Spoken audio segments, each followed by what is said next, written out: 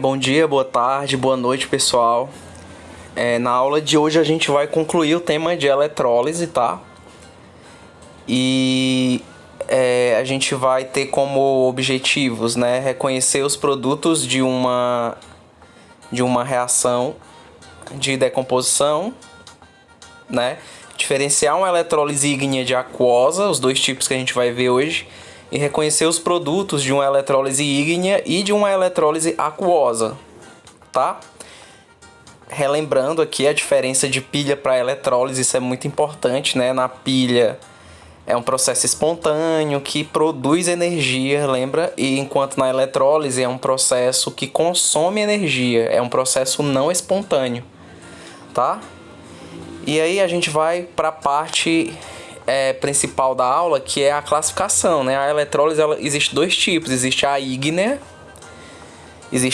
e a aquosa. Vamos começar pelo mais fácil. A aquosa, até detectei um erro aqui. A aquosa, a eletrólise aquosa é aquela que vai ter água, tá? Então o meu material eu vou dissolver ele em água antes de submeter a eletrólise. Já a ígnea, ao invés de dissolver em água, a gente vai derreter o material. Então vai ser bem quente, né? Você vai aquecer bastante até o material ficar no estado líquido. Você vai fundir o material para começar a eletrólise, certo? Então aqui a ígnea, o material é fundido, derretido para poder liberar os íons.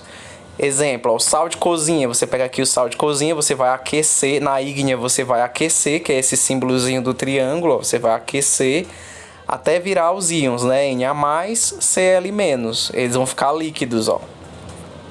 Certo? Vai estar lá derretido e aí vai poder começar a eletrólise, certo? Já na aquosa, que não é eletrólise, a eletrólise é aquosa. Na aquosa, o material é dissolvido em água para liberar íons. Então eu não vou esquentar, né? Eu vou usar água. Então eu vou pegar o sal de cozinha, vou misturar com a água e aí vai separar do mesmo jeito. O Na vai virar Na+, e o Cl vai virar Cl-. Porque a água, ela tem esse poder de separar íons, né? Solubilizando. Ela, quando dissolve, então vai separar o casal, Na+, Cl-. Só que enquanto aqui eles estão líquidos, na eletrólise aquosa, eles vão estar aquosos, certo? Ou seja, eles vão estar dissolvidos em água. Tá bem? Entenderam a diferença? Então, ígnea, calor, você vai derreter, vai fundir o material. Na aquosa eu não vou precisar esquentar tanto, né? Basta a gente dissolver em água, ok?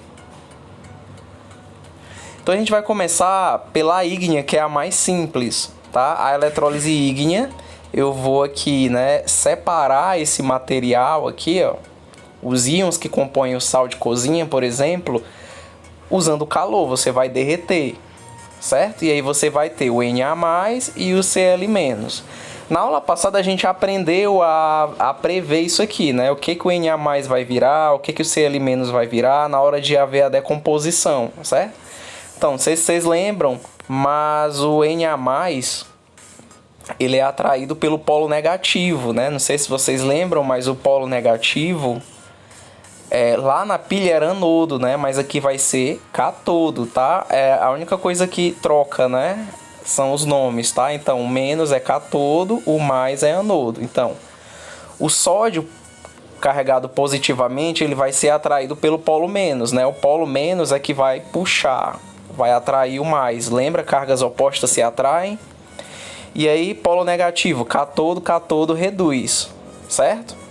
E aí, lembrem-se que esse Na+, ele vai virar o sódio lá embaixo, ó, sódio metálico. Esse é o produto da reação, tá? Da eletrólise ígnea. Com Cl- vai ser do mesmo jeito. Eu tenho Cl-, ele vai ser atraído, né? O oposto se atrai, é atraído pelo polo positivo, que é o anodo que oxida. E aí, o Cl-, como ele é um não metal, né? Ele vai virar Cl2. Aqui eu tenho dois produtos, né? O sódio metálico. Lembra que os metais alcalinos, né, família 1A, quando eles viram essa forma metálica, eles não podem entrar em contato com água, que explode, né? Então, tem sódio metálico e tem o gás cloro, certo? Onde é que é formado o gás cloro? No polo positivo aqui, ó. O polo positivo vai formar o gás cloro. E no polo negativo, que é o cátodo, nesse caso, né, vai formar o sódio metálico.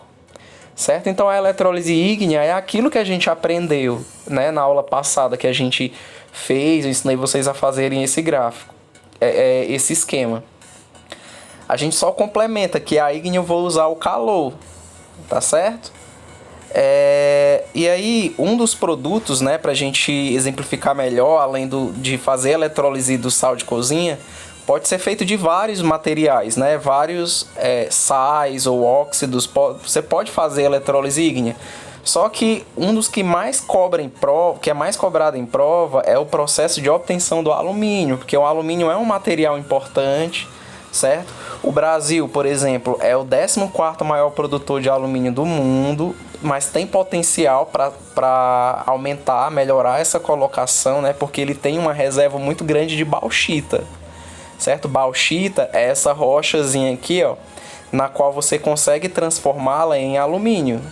Então, o processo é o seguinte, lá na mineração, ó, a bauxita é purificada, aí eles extraem a alumina, que é o Al2O3, tá vendo? E aí a gente vai fazer a decomposição para que esse Al se desprenda do oxigênio e vire o alumínio metálico, tá? Esse processo, né, esse processo aqui é por eletrólise, e a eletrólise ígnea, a gente vai derreter esse material a altas temperaturas, né? Na indústria eles fazem isso, na metalurgia, né? Eles derretem isso e jogam corrente elétrica para separar o alumínio do oxigênio. A gente consegue inclusive prever, né? O Al virar alumínio, o O vai virar O2, tá? E aí, por que ele cai muito em prova, né? Porque tem uma relevância, né, para o país, eles gostam de pegar esses exemplos, né? O nosso país é um país que trabalha muito com essa questão da mineração, né? A gente tem a Vale do Rio Doce, não só a Vale, né? Atualmente só Vale, que exporta, né, muitos minérios, tá? E o alumínio é um dos no qual a gente tem um potencial de aumentar isso, certo? E aí, aqui a gente tem mais ou menos o esquema industrial, tá? E aí a gente consegue entender direitinho, tá? Aqui a gente tem só umas pequenas alterações, mas é simples de entender. Observem, ó. Aqui eu tenho, primeiro, né, a alumina, que é o Al2O3, são dois íons, lembra? Al+, aí esse 3 sobe, né? Al3+, e o O é O2-, certo? Então, ele vai derreter, né? Como é uma eletrólise ígnea, eu vou derreter aquele pozinho branco. Esse pozinho branco aqui, ó. Ele vai ser fundido. Quando ele funde, aí vai separar os íons, certo? Professor, por que tem que separar íons na eletrólise? Para poder conduzir a corrente elétrica, certo? Aí o que vai acontecer? Esse positivo aqui vai ser atraído pelo polo negativo, né? Os opostos se atraem. E o O2- vai ser atraído pelo polo, ou menos é atraído pelo polo positivo, é isso? Vamos olhar aqui. Aqui vocês não estão conseguindo verificar bem, mas ó, aqui é a fonte de energia, né? Isso aqui é a fonte de energia, certo? Essa bateria que vai fornecer energia para ser gasta na eletrólise. Esse é o polo menos, né? E esse aqui é o polo mais. Então, se esse é o polo mais, ó, ele vai puxar os elétrons, né? Isso aqui é a carga que está carregado positivamente, certo? Polo mais, ó. E essas paredes aqui do recipiente, ó, que isso aqui é enorme, tá? Isso aqui vai ser o polo negativo, tá bom? Essa parede aqui, ó, revestida de carvão e tem metal também, ela é o polo negativo. Isso aqui tem esse lado e tem desse. Lembrando que isso aqui é em 3 dimensões, então ela, não sei se vocês conseguem visualizar, né? Tem a parede do lado de lá, a parede do lado de cá, certo? Isso está ligado ao polo negativo, tá bom? Então, como aqui é o polo negativo, ó, o alumínio mais vem para cá, certo? Como esse aqui é o polo, desculpa, esse aqui é o polo negativo, né? Então, o alumínio mais vem para cá, tá correto, né? Esse aqui é o polo positivo, né? Esse é o mais. Então, quem é que vai ser atraído para cá? O oxigênio vai ser atraído para cá, certo? Então, os oxigênios, ó, vocês estão vendo essas bolinhas aqui? São bolhas de oxigênio que são formados como isso aqui é carvão, C, ó, carvão, é a grafite, eles usam o eletrodo de carvão, né? Um eletrodo de grafite. Eles colocam para que, assim que o oxigênio se forma, como está muito quente, né? Ele vai reagir com esse eletrodo. Por quê? Para que o gás que saia não seja oxigênio, seja gás carbônico, tá? Porque o oxigênio, lembra que o oxigênio ele é um bom ladrão de elétrons? E assim, como está quente, se o oxigênio entrar em contato com qualquer combustível que esteja aqui do lado, aí vai ocorrer uma explosão, né? Então é até mesmo uma questão de segurança, tá? Eles colocam grafite aqui para que eles reajam, tá bom? Então o importante é, o alumínio é formado aqui, ó, né? Porque esse Al+3, né? Então vai começar a formar alumínio aqui. Ele não vai estar no estado sólido, porque aqui está muito quente, ele vai derreter, vai sair aqui por baixo, ó, certo? Vai haver a saída de alumínio aqui. Em prova, esses esquemas eles sempre são mostrados, você não precisa decorar, você precisa compreender, tá? E aí vai sair alumínio líquido por aqui e vai ser direcionado para outros ambientes. Isso aqui é bem grande, tá? Em grande escala, certo? Então o importante é você saber onde é que vai ser formado o alumínio, onde é que vai ser formado o oxigênio. Como tem carbono, vai virar CO2, né? Porque vai queimar, certo? Mas isso aqui não é nada diferente daquilo que a gente estudou na aula passada, tá bom? Então eletrólise ígnea é isso, né? Eu vou derreter, vai ter só os meus materiais lá derretidos, né? E aí vai acontecer como a gente estudou na aula anterior. Para a gente complementar, eu falei aqui de eletrodo, né? Eletrodo aqui, isso aqui é um eletrodo, essa parede é outra, né? Vocês estão vendo que está diferente daquelas barrinhas que eu mostro, né? Que pode haver essa diferença, tá? Mas é a mesma ideia. Existem dois tipos de eletrodo, pessoal. Existem o eletrodo inerte, que é aquele que não reage.